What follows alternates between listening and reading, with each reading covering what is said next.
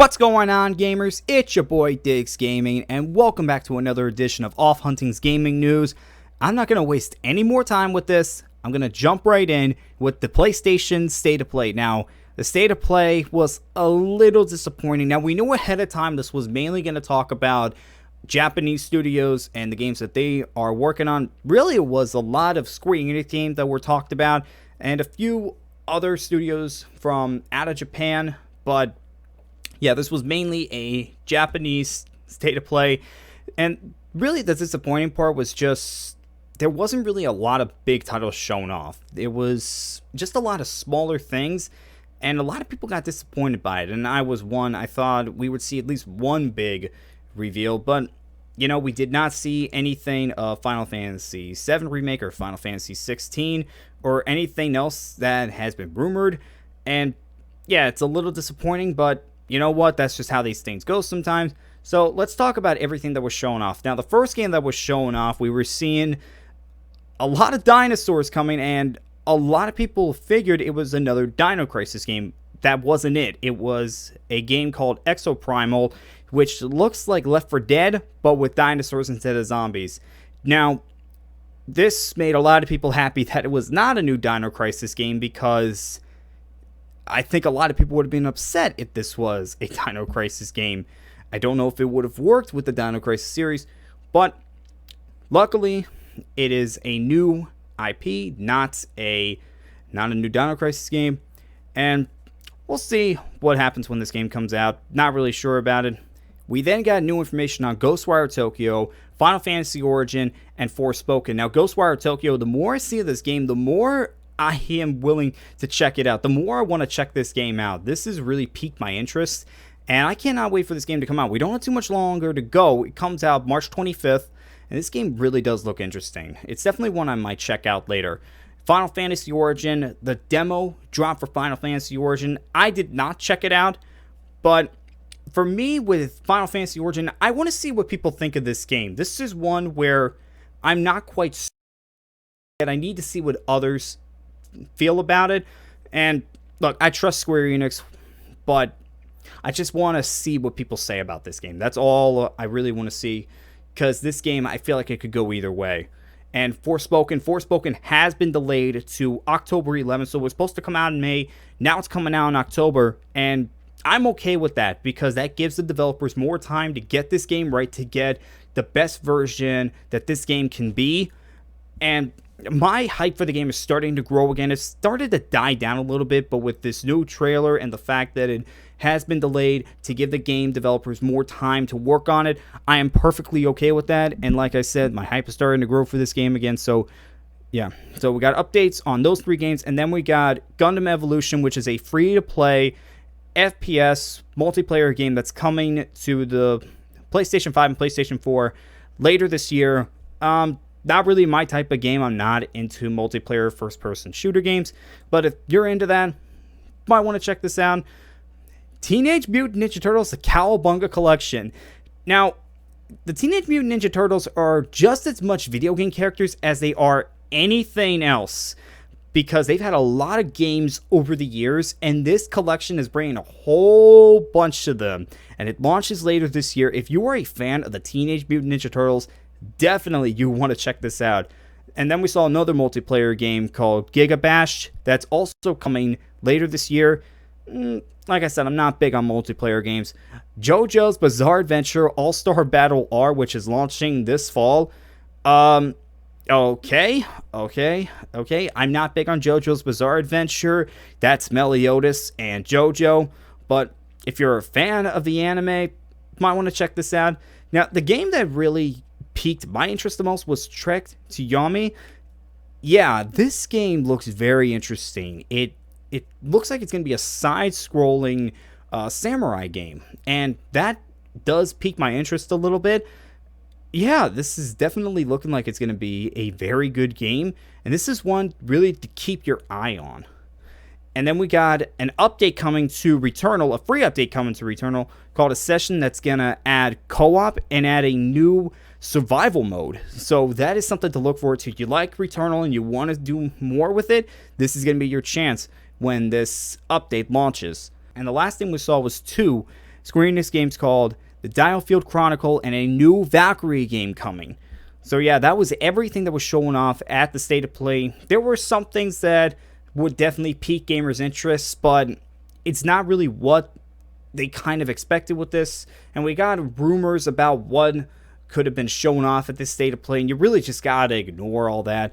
And it's a little frustrating because we're still waiting to see when things are going to happen. We're still waiting for a release date for God of War Ragnarok. We're still waiting to see if some of those rumors about new games coming, especially with Infamous and Sly Cooper, Twisted Metal, and we're still waiting on that. And speaking of Sly Cooper, what was the weirdest thing about this was the fact that the website was updated right before the State of Play. So why did they update the website before the State of Play? That confused a lot of people, and it got a lot of people thinking that Sly Cooper might be showing up at the State of Play. And then when it didn't show up, a lot of people got upset about that. Bad news for Sony. 8 more counts of sexism and discrimination were added to the class action lawsuit that is against Sony now. Sir Meliodas and I talked about this, I think it was 2 weeks ago. And yeah, it's just not looking good. And I am just very, very upset right now at Sony with this that's happening. I mean, really, the gaming industry as a whole, it really does have to change. Moving on to Xbox. Xbox is launching the Women Mentorship program. Now, this program is designed to help bring more women into the gaming industry. It's supposed to help connect with aspiring talent via a one-on-one coaching sessions in an effort to foster career development. Now, I saw this from Gamatica, and I got to shout out Gamatica. I mean, it is a really, really good site for gamers, but I saw this from a story that they had published, and I mean, this is really good. This is really good for Xbox. It's really good for the gaming industry, and it's just really good for society as a whole to get more women into the gaming industry, to try to get more, equalism in the gaming industry. And this is something that can really help a lot of people. So I am all for this. And then Xbox Cloud is going to add mouse and keyboard support. And yeah, that is something that's really good as well, because you have a lot of PC gamers that don't like to use an Xbox controller or a PlayStation controller. They like to use keyboard and mouse. So that's something that's really good when Xbox does add this to their cloud gaming. Xbox, they're doing some pretty good things right now. Moving on to a rumor that Amazon could be working on a God of War TV show. Now, this is something that we knew was going to be coming for a long time, because Sony, they've been working on turning their IPs into franchises. Of course, we just had the Uncharted movie come out. We've got the Last of Us TV series that they were working on. Of course, that Sly Cooper TV series that seems like it's been in development forever. The Ghost of Tsushima movie, and now looks like God of War is going to have its own TV show. And I forgot about the Twisted Metal TV show. Now, I talked to KB about this because she's our God of War gamer, and this is what she said. It's going to be interesting what era they decide to show, whether it's going to be Norse or Greek mythology. And she would like to see what happened in between the two eras, in between the Greece campaign and the Nordic campaign. That would be interesting to see what did happen in between that. And she thinks that a good actor to play Kratos is the person that voices Altos in Assassin's Creed Odyssey. That is who she's going with as her person that could play Kratos. And okay, this does not surprise me one bit. This could work as a TV show. If this is true, we'll see. We shall see what happens. We shall see. Moving on to some news about games. Gotham Knights. We finally have a release date for Gotham Knights. It is coming out October 25th. Yeah, surprisingly, Gotham Knights does have a release date for this year. Now, we'll see if it does come out in October. That's still 7 months away, but we have an official release date for Gotham Knights, and this is a game that I just cannot wait to come out. I think it's me and Jojo that's just very excited for this game. I cannot wait for it to come out. Now we have an official release date for it. An old platformer from the Nintendo 64 era is coming back. Glover, a game where you play as a glove, is coming to Steam on April 20th. This is a very weird but very fun game. for those that did have a chance to play it. And fact is, it is coming back, and yeah, that's a pretty good thing.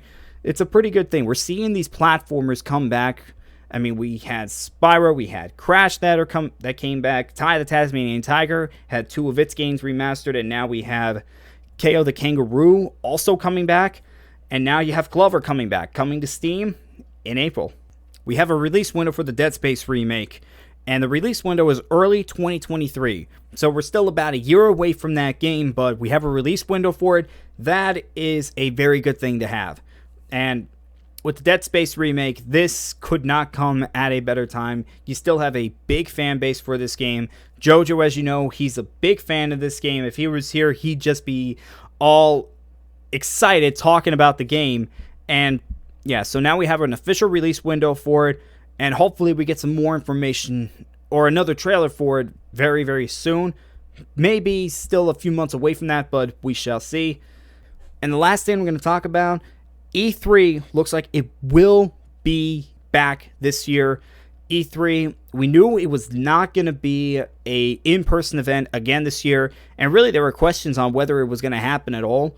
Well, Tom Henderson, a reliable leaker in the video game industry, sent out a tweet that said that the ESRB sent out emails to developers letting them know that E3 will be entirely digital again this year.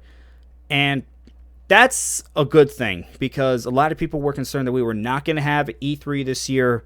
And really, the thing with E3 is a lot of people are just waiting to see how much longer E3 can go on. We're not sure how much longer we are going to have E3. And that would be a shame if we ever lose E3, because it was responsible for a lot of great reveals. And the fact that where E3 is right now, it is really sad. Now, to go along with that, Xbox may be doing its own E3 type event in June, so Xbox might not be a part of E3, and I don't think it was a part of E3 last year either. And PlayStation has been a part of E3 for the last few years now. So what E3 is going to look like, I don't know, but it looks like it will be happening this year. Alright guys, that was all the gaming news I have for you today. And as always, I will see you guys next time.